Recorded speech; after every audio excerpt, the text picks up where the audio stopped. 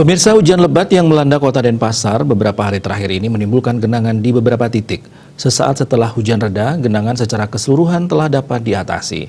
Kondisi tersebut perlu direspon dengan menggencarkan pembersihan sungai dan saluran air sehingga mengantisipasi tidak hanya genangan air, tetapi juga banjir. Kepala Dinas PUPR Kota Denpasar Inyoman Ngurah Jimmy Sidarta mengatakan, sebagai upaya pencegahan, Pemkot Denpasar melalui Dinas Pekerjaan Umum dan Penataan Ruang PUPR terus menggencarkan pembersihan sungai, jaringan sampah, dan saluran air.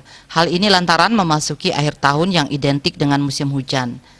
Karenanya hal ini dilaksanakan sebagai upaya antisipasi dalam mencegah meluapnya air sungai atau saluran air akibat adanya sedimentasi, sampah atau benda lain di sungai. Pembersihan ini lebih kepada upaya untuk mengembalikan fungsi sungai yang sebenarnya. Hal ini dilaksanakan secara rutin sehingga saat debit air meningkat tidak meluap atau sampai menimbulkan genangan di titik tertentu.